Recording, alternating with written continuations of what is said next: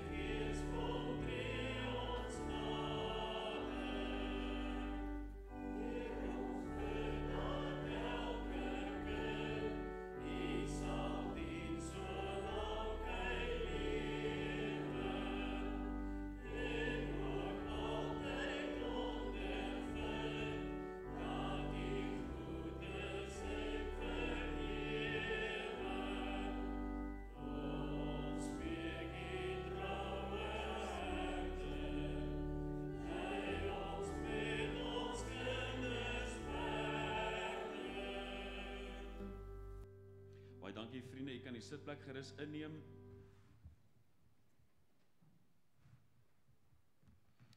Ons lees in die woord van die Here dat die Sadduseërs en die Fariseërs saam vergader het om die Here te versoek en om 'n vraag gestel en gesê, meester, wat is die groot gebod in die wet? En die Here Jesus het geantwoord, jy moet die Here jou God lief hê met jou hele hart, met jou hele verstand, en dat jy jou naaste moet lief hê soos jouself. Hieraan hang die hele wet en die profete, dat ons mekaar moet lief hê. Dit is deur hierdie liefde wat die wêreld sal sien dat ons disippels van die Here Jesus is. Dit is hierdie liefde wat 'n bewys is dat ons anders is, want die wêreld ken haat. Die wêreld ken stryd. Maar ons bring die lig van die evangelie na die wêreld. Ek wil vra dat u saam met my gaan staan, dan gaan ons nou belydenis doen van ons algemene, ongetwyfelde Christelike geloof, en dan kan elkeen in sy of haar hart as volg saam met my spreek, waarna ons spontaan gaan sing die lied wat op die bord verskyn. U kan saam met my staan. Ek glo in God die Vader, die Almagtige, Skepper van hemel en die aarde, en in Jesus Christus, sy eniggebore Seun, ons Here, wat ontvang is van die Heilige Gees, gebore uit die maagd Maria, wat gelei het onder Pontius Pilatus, gekruisig, gestorwe en begrawe is en neergedaal het in die onderste dele van die aarde, wat op die 3de dag weer opgestaan het uit die dood, opgevaar het na die hemel, en sit aan die regterhand van God die Almagtige Vader, van waar hy sal kom om te oordeel die lewende en die dode. Ek glo in die Heilige Gees.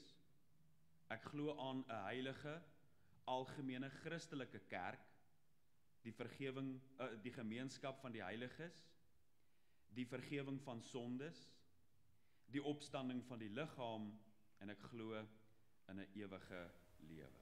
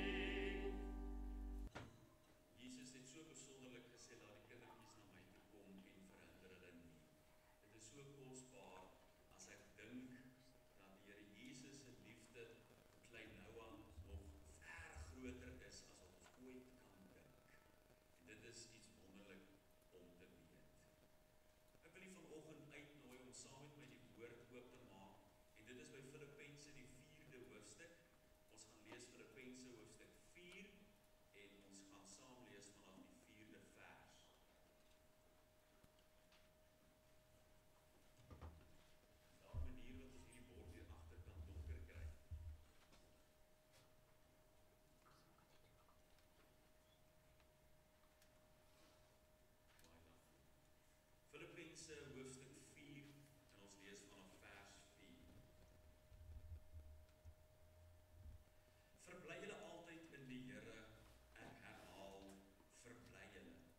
Laat julle vriendelikheid aan alle mense bekend word, die Here is naby.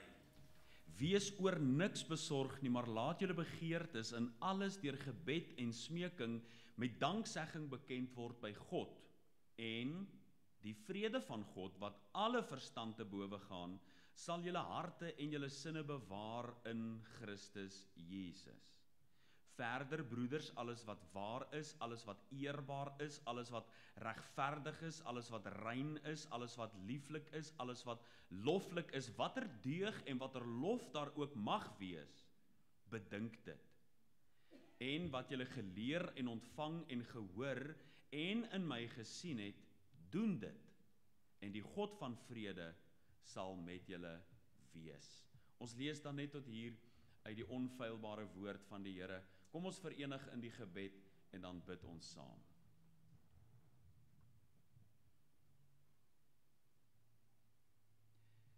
Ons Hemelvader, ons buig vanoggend voor U, want U is die alleen wyse God.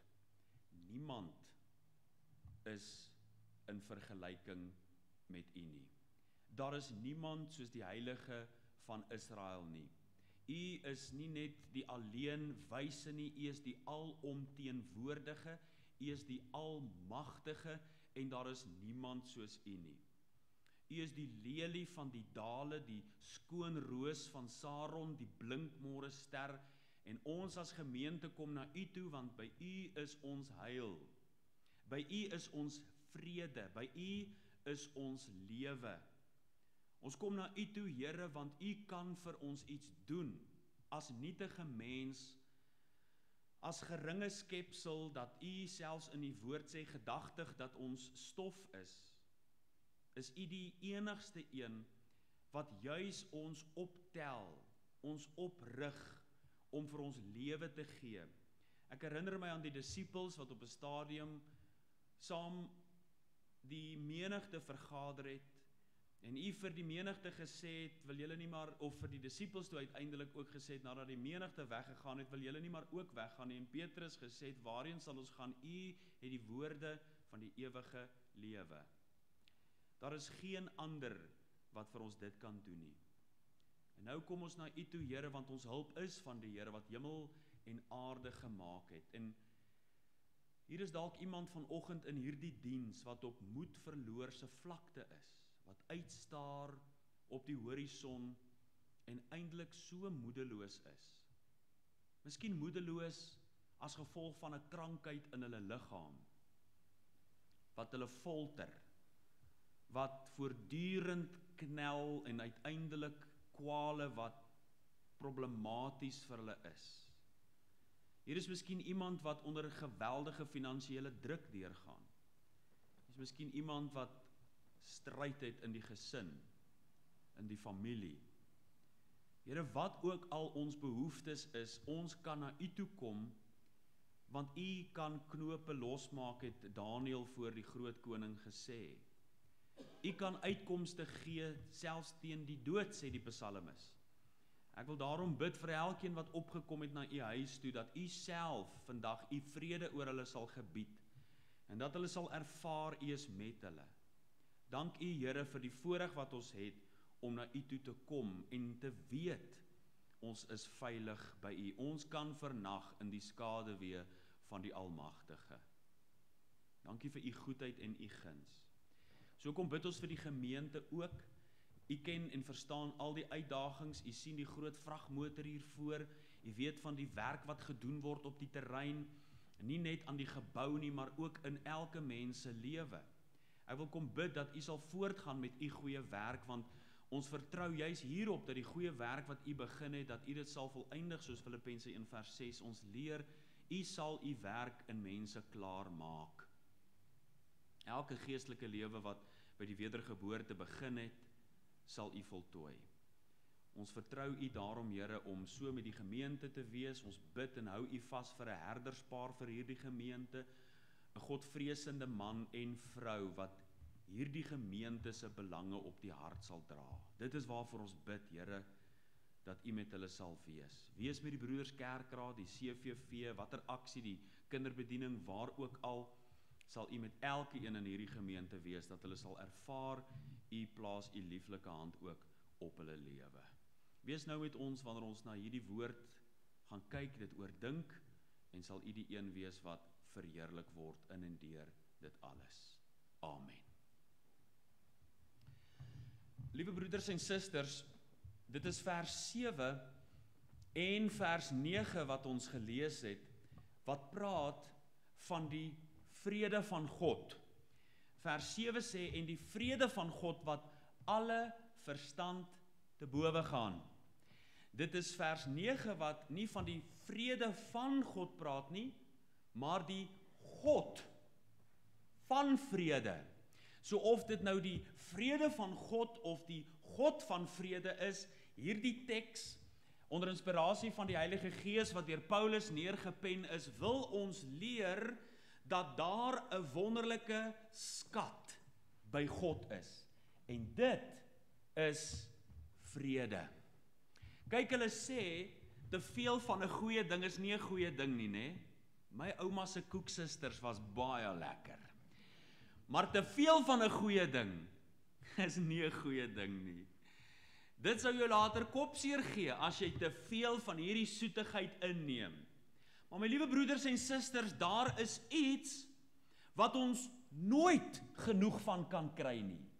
Daar is iets, 'n skat, 'n vrug by die Here, wat ons net nooit genoeg van kan kry nie, en dit is die vrede van God. Jy sien, ons kan nooit versadig raak daarvan nie. Ons kan nooit op 'n punt in ons lewe kom wat ons sê, nou het ons regtig darm bietjie genoeg van vrede gehad nie. Nee, dit is iets wat ons meer en meer wil hê. Dis iets wat ons nooit versadig van word of kan sê, nou is dit 'n bietjie te veel nie. Ons soek altyd na vrede, en weet jy wat? Die wêreld weet dit ook, dat die mens het 'n behoefte na innerlike vrede, en die wêreld weet dit ook, daarom probeer die wêreld 'n vrede aan die mens verkoop. Maar hierdie vrede wat die wêreld verkoop, is nie 'n vervulling nie. Die vrede wat die wêreld jou aanbied, kyk, dit lyk rooskleurig. Dit lyk baie mooi op die oog af. Vroeger jare as jy so verby die snelweë gery het, dan het jy mos nou hierdie billboards gekry, en dan was daar altyd mos 'n man gewees met 'n Colgate smile. Hy het 'n wit jas aan of 'n wit hemp aan, en hy staan op 'n wit boot op blou water, en hy staan so hand om die lyf met sy vriend, ou Jack Daniels. En so staan hy nou met sy vriend hand om die lyf, en dit lyk net te mooi, soos op die Defender staan, One Life Live It. Dit lyk so pragtig, dit lyk so rooskleurig. Maar jy weet, my liewe broeders en susters, wat die wêreld jou nie van daai prentjie wys nie, is dat daar 'n geroeste raam is aan die agterkant, wat daai prentjie bo hou. Want wat die wêreld jou nie vertel nie, hierdie selfe makker, wat nou so lekker met sy vriend gekuier het, op pad huis toe, het hy in 'n boom vasgejaag, want hy was onder die invloed van sy vriend Jack Daniels. By die huis gekom het hy die kinders rondgejaag, en hulle het in die kaste weggekruip, want papa jaag van mamma rond, en papa slaan van mamma, want hy is onder die invloed van drank. Hy het jare se versekeringsmoeilikheid, want hy was onder die invloed gewees. Jy sien, dis die prentjie wat die wêreld jou nie vertel nie. Dit lyk net so mooi, dit lyk net so goed, maar daar is nie ware vrede in nie. Jy sien, die vrede wat hulle jou bied, hou dalk vir 'n aand. Dit hou dalk vir 'n naweek. Maar as jy op 'n maandagmôreoggend opstaan met jou babbelas en alles, dan is daar net soveel kopseere. Inteendeel, dan is daar nou meer moeilikheid as waarmee jy begin het. Jy sien, want dis die soort vrede wat die wêreld jou wil bied. 'n Tydelike vrede, wat nie ewige vrug in jou lewe gaan bring nie. Ek lees die verhaal van Duncan Campbell, wat toe hy in Skotse eilande en van die Britse eilande die evangelie verkondig het, het daar herlewing plaasgevind. En van die kroë het toegemaak. Die bordele het nie meer geld gemaak nie. Selfs van die restaurante het ondergegaan, omdat hulle gewoonlik die pret en vermaak aangebied het vir die vlees, en mense het net nie meer hierdie plekke besoek nie. Want die Gees van God het hulle in die hande gekry, en hulle lewens verander, weg van tydelike dinge na ewige dinge. En toe gaan dan mos nou 'n afvaardiging na Duncan Campbell toe. En sê vir Duncan Campbell, meneer Campbell, jou besoeke aan hierdie eilande het net onrus gebring. Jou besoeke aan hierdie eilande het die vrede wat op hierdie eilande was, kom versteur. En meneer Campbell sê vir hulle, luister man, julle vrede wat julle hier gehad het, voordat die evangelie hier verkondig is soos die vrede daar in die begrafplaas. Daar staan ook op grafstene rus in vrede. Maar die soort vrede wat julle hier gehad het, was 'n dooie vrede. Daar was nie 'n ware vrede nie. Dit was maar 'n aangeplakte vrede. Maar die vrede wat God bring, is 'n ewige vrede. Want die vrede wat julle vir mense gebring het, was net 'n tydelike vrede. Geen ware blywende vrug nie. Jy sien, die wêreld wil jou vrede gee, maar Jesus sê in Johannes 14 vers 27, my vrede gee ek aan julle, nie soos die wêreld nie. Jy sien, die wêreld kom met hulle aangeplakte vrede, maar dit het net nie ware vervulling nie. Daarom kry mense nooit genoeg nie. Daarom sê hulle, nooit weer nie, ek gaan dit nooit weer doen nie, en volgende naweek, dan doen hulle presies dieselfde. Hoekom? Want hulle kry nie vervulling nie. Maar die vrede wat God jou bring, is iets veel dieper, iets veel meer as wat die wêreld jou ooit kan bied. Die vrede bo verstand. My liewe broeders en susters, ons het hierdie vrede nodig. 'n Vrede wat nie tydelik net kom om van jou probleme oënskynlik op te los nie, maar 'n blywende werk van God in die hart van 'n mens. Ons het vrede nodig, ek weet nie van julle nie, maar elke keer as ek by binnelandse sake is, dan het ek die vrede van God nodig. Of as jy by die lisensiekantoor kom en net so voordat dit jou beurt is, dan sny hulle die lyn af en sê, we are offline. Dan het jy die vrede van God nodig. As jy in die bank staan, as 'n taxi voor jou indruk, as jy oor al die slaggate ry, as die krag af is, as die water afgesny word, dan het jy die vrede van God nodig. En dan help die tydelike vrede van die wêreld jou nie, dan bring dit net vir jou meer moeilikheid. Spreuke 4 vers 23 sê vir ons, bewaak jou hart meer as alles wat bewaar moet word, want daaruit is die oorspronge van die lewe. Jy ken daardie vers. Dit is 'n pragtige vers. Maar weet jy wat? Ek vra baie dankie, Salomo. Maar hoe? As die teks sê, bewaak jou hart meer as alles wat bewaar moet word, want daaruit is die oorspronge van die lewe, is die vraag, hoe kan ek dit doen? Op 'n praktiese manier, hoe lyk dit elke dag in en elke dag uit, wat my hart bewaar word? Bewaak jou hart. Hoe kan ek dit doen? Dit is vers 7 wat ons gelees het. Hoor mooi wat sê vers 7 wat ons gelees het. Filippense 4 vers 7, en die vrede van God, wat alle verstand te bowe gaan, sal julle harte en julle sinne bewaar. Hoor hier sê Salomo, dat ons hart moet bewaak.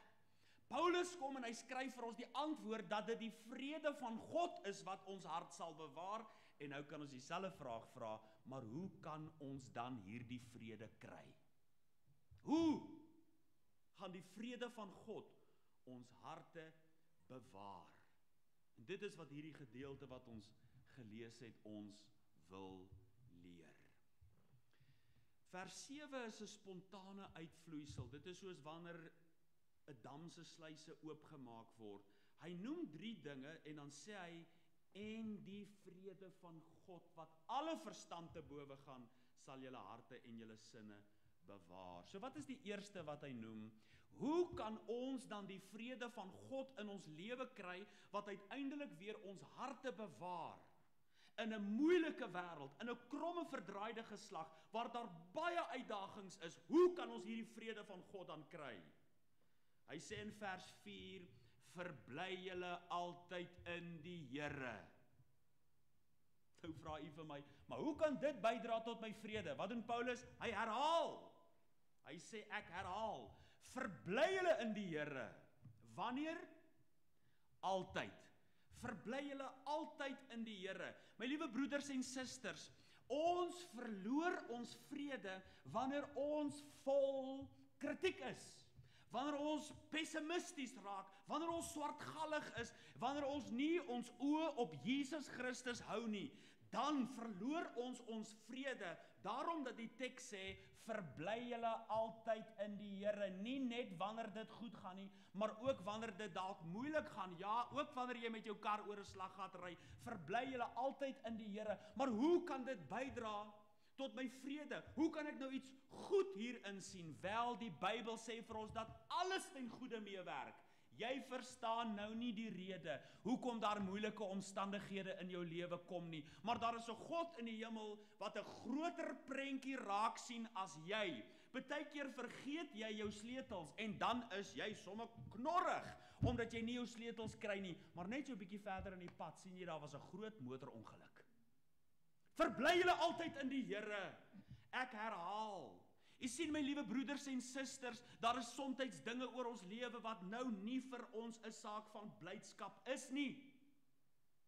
Maar daar's 'n God in die hemel wat raak sien, dat alles ten goeie meewerk, om uiteindelik 'n goeie vrug op te lewer, om onsself in die Here te verbly, is nou nie om 'n tipe positiewe gesindheid op te wek en sê, ja, ek sal nou maar positief wees nie.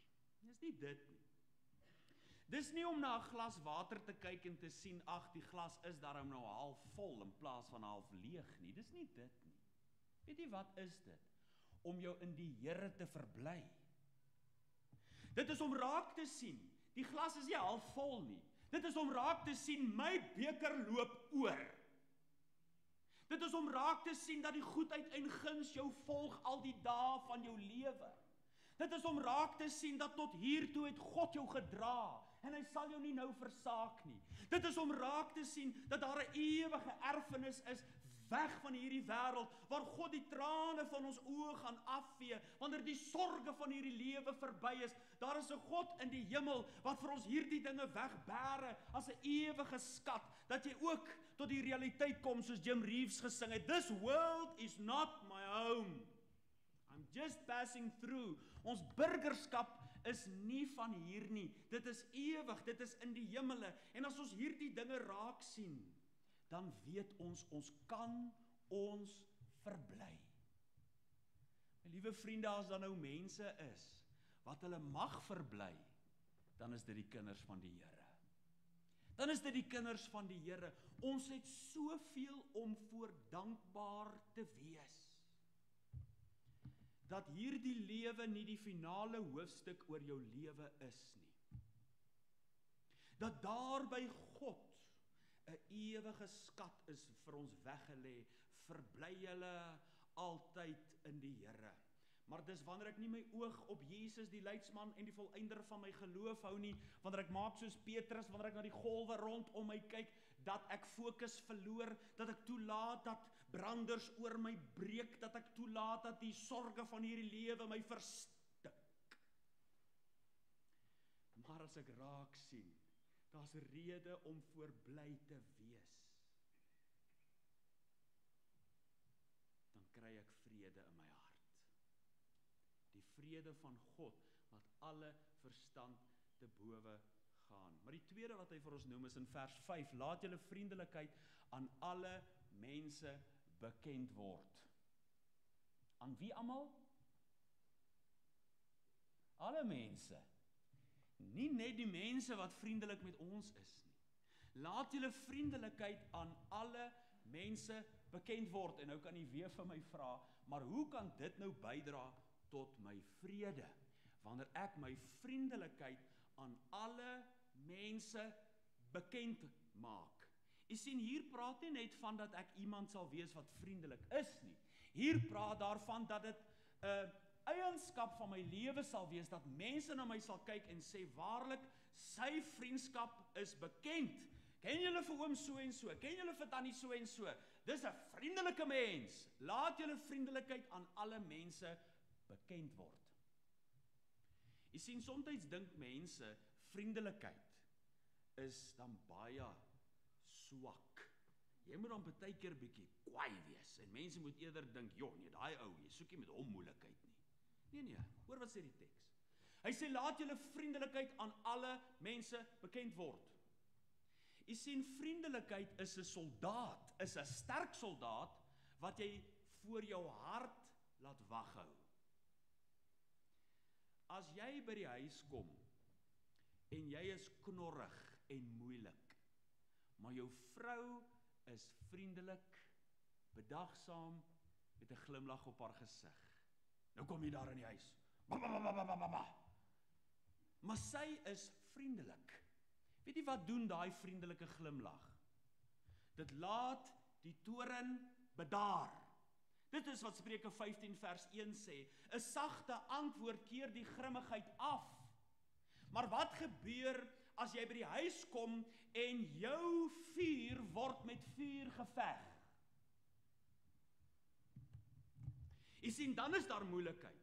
Dan vat ons hierdie soldaat weg. dan maak ons mekaar seer, dan dryf ons dolke in mekaar se harte in, of dit by die werk is, of by die kerk is, of by die gesin is. Dis wanneer ek die soldaat van vriendelikheid vra, ag, gaan sit nou net so bietjie een kant, laat ons hierdie saak uitsorteer.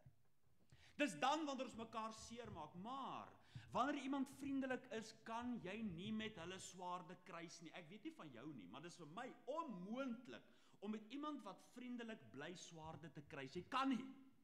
Jy sien, want vriendelikheid is 'n soldaat, 'n sterk soldaat, wat jy by jou hart sit om jou vrede te bewaar, maar as jy daardie vriendelike soldaat vir een oomblik kant toe skuif, wat verloor jy in die rent? Jou vrede. Jy het vrede gehad.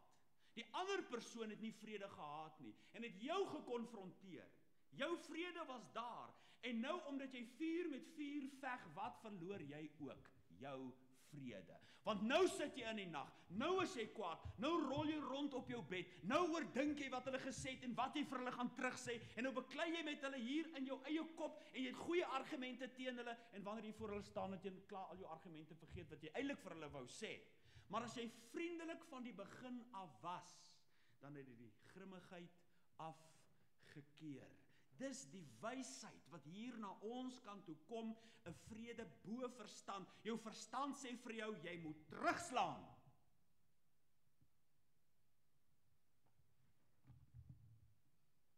Maar vriendelikheid gaan jy gebruik om jou eie vrede te bewaar.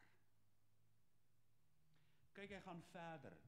Nie net dat ons in die Here moet verbly nie, nie net dat ons vriendelikheid aan alle mense bekend moet maak nie, maar hy sê in vers 6, wees oor niks besorg nie. Oor wat? Oor niks. Weerens, hy het nou net gesê, verbly julle altyd. Let op die grense wat hy stel. Altyd.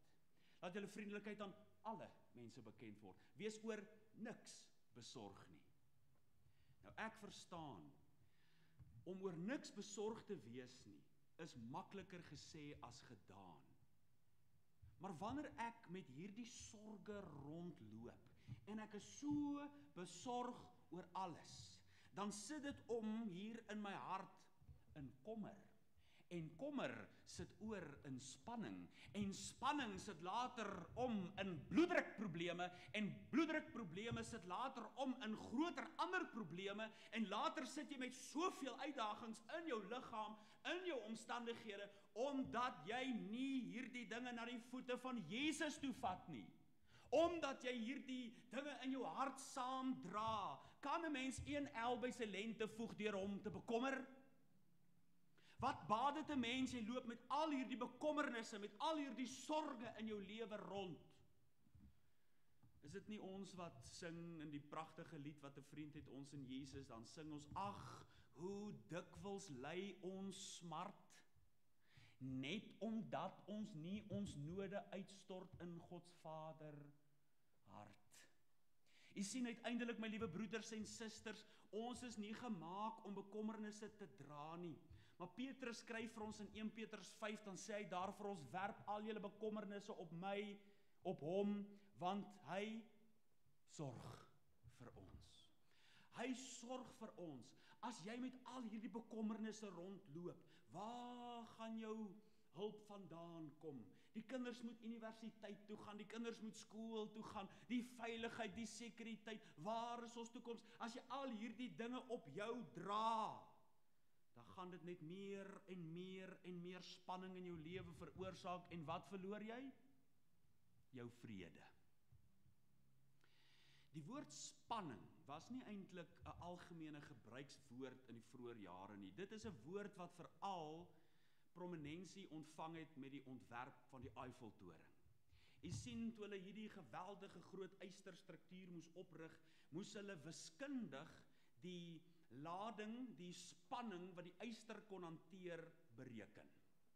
Hulle moes wiskundig vasstel hoeveel spanning kan hierdie yster hanteer, dat dit nie by breekpunt sal uitkom nie. En dis waar die woord spanning al hoe meer prominent geraak het. En jy weet wat, my liewe vriende, soms dink mense, man, ek is sterk. Ek kan hierdie dinge self dra. Ek kan dit hanteer. En jy weet nie wat, hoe harder jy is, hoe sterker jy is, Partykeer hoe makliker breek jy. Jy sien as die yster dalk nog so 'n bietjie elasties is, maar hoe hoër spanning hy dra, hoe harder hierdie yster word, hoe makliker kan hy breek. My liewe broeder en suster, moenie die bekommernisse wat jy so elke dag met jou saam dra, moenie dit dra nie. Laat dit afrol van jou skouers, neem dit in gebed na die Here toe, en dan sê vers 7, as jy dit doen, en die vrede van God wat alle verstand te bowe gaan, sal julle harte en julle sinne bewaar. Jy sien, hy sê, wees oor niks besorg nie, en dis baie moeilik om dit te doen, maar dan gee hy vir ons die antwoord, maar laat al julle begeertes deur gebed en smeking met danksegging bekend word by God. Dis die antwoord wat hy gee in vers 6. Dat ons in gebed na die Here toe gaan. Hoe dikwels het ek dit nie al ervaar, as die lewenssorge jou afdruk, en hy druk jou tot op jou knieë, om voor die Here te staan en te bid. As jy daar opstaan, dan voel jy sommer ligter. As jy jou sorge na die Here toe vat, dan sal die vrede van God, wat alle verstand te bowe gaan, jou hart bewaar. Maar hy's nog nie klaar nie. Kyk hoe begin vers 8. Vers 8 begin met die woord verder. Met ander woorde, daar's nog iets. Verder, broeders, alles wat waar is, alles wat eerbaar is, alles wat rein is, alles wat regverdig is, alles wat lieflik is, alles wat loflik is, bedink dit. Kyk, ek is nou nie een van daai ouens wat op hierdie positive bus is nie. Kyk, jy kry mos nou mense wat sê, man, jy moet net altyd positief. Die Bybel sê nêrens jy moet positief wees nie. Die Bybel sê jy moet geloof hê. Nou geloof is waarskynlik positief, dit glo ek. Maar geloof is partykeer in negatiewe omstandighede, waar jy geloof in God het. Maar, alhoewel ek nou nie op hierdie positive thinking bus is nie, is daar tog 'n waarheid aan regdenkenheid. Om reg te dink. Want wat gebeur as jy verkeerd dink? Jy sien, die duiwel kom nie om jou TV te steel nie. Hy het sy makkers wat daai goed doen. Maar die duiwel kom om jou vrede te steel. En waar steel hy jou vrede? In jou gemoed. As jy verkeerd dink, dan gaan jy verkeerd doen. Jy sien, as jy, kom ons vat die eerste woord, hy sê, bedink alles wat waar is. As jy gaan bedink wat onwaar is, dan gaan die duiwel jou vrede kom steel. Jy sien, jy kom in moeilike omstandighede. Jou verstand sê vir jou, jy het probleme. En dan, as die duiwel dit kan regkry om 'n voet in die deur te sit, jy gee vir hom die pinkie, dan gryp hy die hele hand, en dan laat hy jou dinge bedink wat onwaar is. Ja, sien, die Here het van jou vergeet. Dis onwaar. Want sy woord sê, hy sal jou nooit begewe en jou nooit verlaat nie. Ja, die Here hoor nie jou gebed nie. Dis onwaar. En as jy hierdie gedagtes koester, dan gaan dit jou vrede steel. Dan raak jy ongelukkig met God. Jy raak in opstand teen hom, want jy bedink wat onwaar is, want sy woord sê hy is die hoorder van gebed. En as jy tot God gaan, moet jy glo dat hy is en 'n beloner is van die wat hom soek. Jy moet in geloof vashou. Ons wandel nie deur aanskouing nie, sê 2 Korintiërs 5 vers 7, maar deur geloof. Om vas te hou of ons verstand ons nou in die moeilikheid wil bring deur te sê, maar kyk al hierdie dinge wat met jou gebeur, dit moet seker wees omdat God sy mes in het vir jou. Dis onwaar. God se gedagtes is vir ons die van vrede en nie van onheil nie, om vir ons 'n hoopvolle toekoms te gee.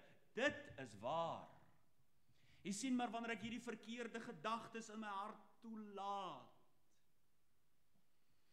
dan kom dit soos 'n kewer wat vreet hier aan die boom, hier aan die onderkant, en die geringste windjie kom en waai dit om. Maar ek moet bedink wat reg is. En as ek reg dink, dit wat God in sy woord sê, daarom is dit so noodsaaklik om die woord te lees, om raak te sien wat God van onsself in die Bybel sê, van hom wat ewig trou is, om ons te bewaar. As ons hierdie dinge bedink, dan gaan die vrede van God in ons lewe wees. Maar nou die laaste wat hy vir ons doen is in vers 9, wanneer hy juis ons oproep om te doen wat hy gedoen het, om te doen wat Paulus gedoen het. Dis die laaste wat hy hier noem. Hy sê ons moet ons altyd in die Here verbly. Ons moet ons vriendelikheid aan alle mense bekend maak. Ons moet oor niks besorg wees nie. Ons moet dink wat reg is, maar nou sê hy hier, ons moet nie toelaat dat omstandighede ons lewe dikteer, ons lewe beheer nie. Want waar was Paulus op hierdie stadium in sy lewe toe hy die brief aan die Filippense skryf? Hy was in die tronk in Rome. Nie lank hierna sou hy doodgemaak word. Maar hierdie man skryf net 'n paar versies aan. As u nou vers 19 gaan lees van Filippense 4, dan gaan u daar sien dat hy skryf dat God elke behoefte van ons sal vervul na die rykdom van sy genade. Hy sal elke behoefte vervul. Hier is 'n man in die tronk. En hy het vrede in sy hart, want nou sê hy hier wat julle geleer en in my gesien het, doen dit. En die God van vrede sal met julle wees. Dis wat hy nou in vers 9 van Filippense 4 sê. Hy sê, doen wat ek doen, en die God van vrede sal met julle wees. Hy het nie toegelaat dat sy omstandighede sy vrede bepaal nie. Want wat gebeur? Ons groet mekaar ons baie keer, dan sê ons, hoe gaan dit? Nee, onder omstandighede gaan dit goed. Nou ek weet, dit het eintlik maar net 'n wyse geraak van uitdrukking.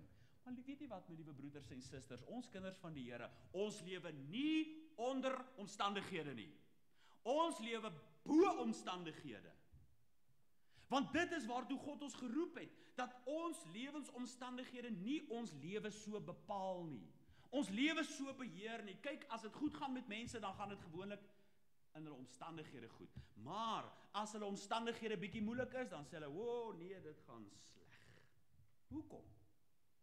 Want jou omstandighede is dalk sleg. Dit beteken nie dit moet met jou sleg gaan as jou omstandighede moeilik is nie. Jy kry mense wat, alhoewel hulle in die modder van hierdie wêreld ingetrap word, kom dan nog steeds 'n blommetjie uit die modder uit. Jy sien, ons word geroep vir hoordinge om nie toe te laat dat ons omstandighede ons so sal beheer nie.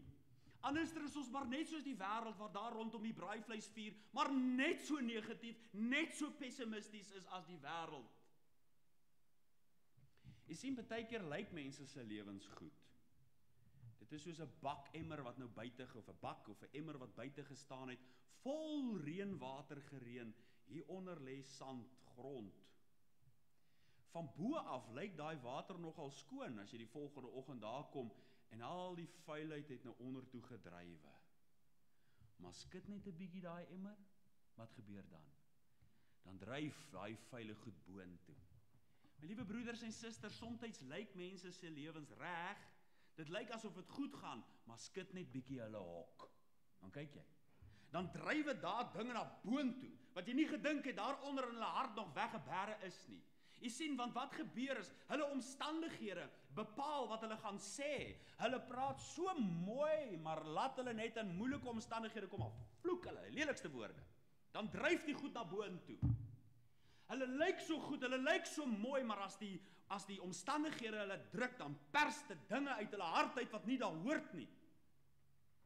Jy sien, uiteindelik, my liewe broeders en susters, moet jy God vra om daai dinge skoon te maak. Om nie toe te laat dat jou lewe deur omstandighede beheer word nie. Kyk, dit is so. Jammer vir die kras uitdrukking. Maar soms is mense se lewens soos 'n boerboel. Kyk, daai stertjie wapper. Maar trap nou net naby sy kos, dan knor hy vir jou. Dit behoort nie met ons so te wees nie. Ons behoort nie so beheer te word deur eksterne faktore. Ons omstandighede beheer ons so, dat ons optree na gelang wat met ons gebeur nie. Daar behoort 'n innerlike vrede te wees, wat God skenk, wat ons lewe beheer. Al slaan die lewensstorme woedend om ons en ons gans ontmoedig vrees om te vergaan. Tel jou seëninge, tel hulle een vir een, en jy sal verbaas wees oor wat Gods goedheid jou verleen. Nie dat die omstandighede jou so beheer nie. As dit sleg gaan met jou omstandighede, gaan dit nou sommer sleg met jou ook. Nee, dit hoef nie so te wees nie. Daar is Paulus, Silas, hulle is in die tronk, in boeye, maar hulle sing lofliedere tot eer van God, want dit is wel met hulle siele. Jy sien, jy kry mense vandag, met die wit brood onder die arm, het hulle nie vrede in hulle lewe nie. Daar is Paulus in die tronk, maar hy het die vrede van God in sy hart. Mense sit en bou vir hulle tronke van hulle eie hart, sonder vrede. My liewe broeders en susters, daar is 'n vrede bo verstand. Jou omstandighede sê dalk vandag vir jou, jy het 'n probleem. Jy kyk na jou finansies, jy kyk na jou sekuriteit, jy kyk na jou gesondheid, jy kyk na al jou uitdagings, en jou verstand sê vir jou, jy het 'n probleem.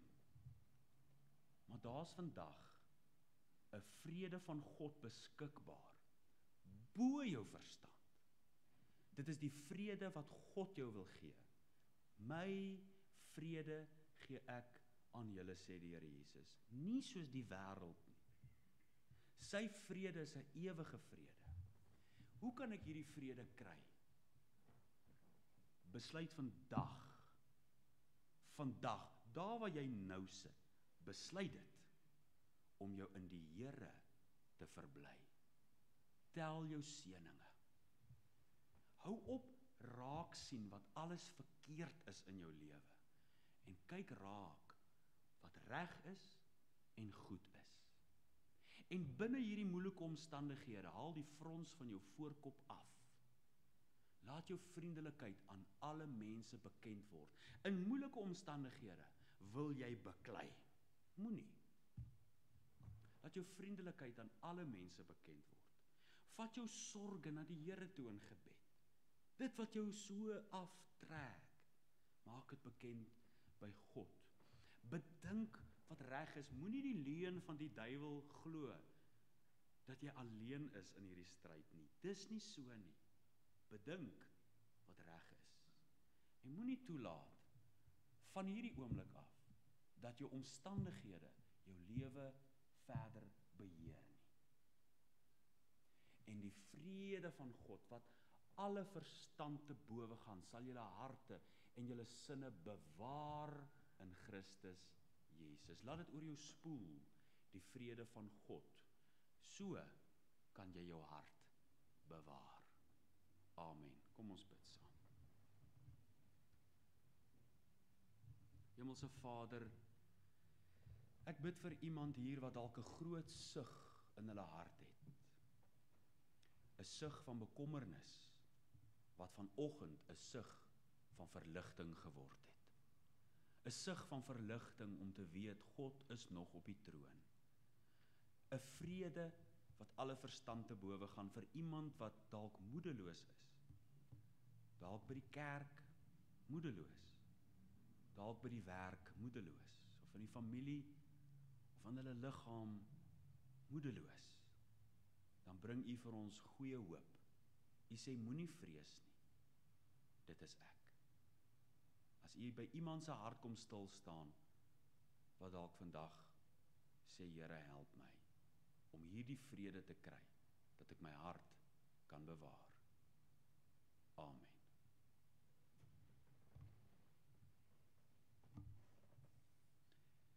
Ons gaan sing Halleluja, 265, Gods volmaakte vrede is 'n stroom gelyk, heerlike verkoking, lieflik, soet en ryk. Kom ons sing die verse wat op die bord verskyn, vers 1 en vers 2 hartlik staan is saam. Lieflik,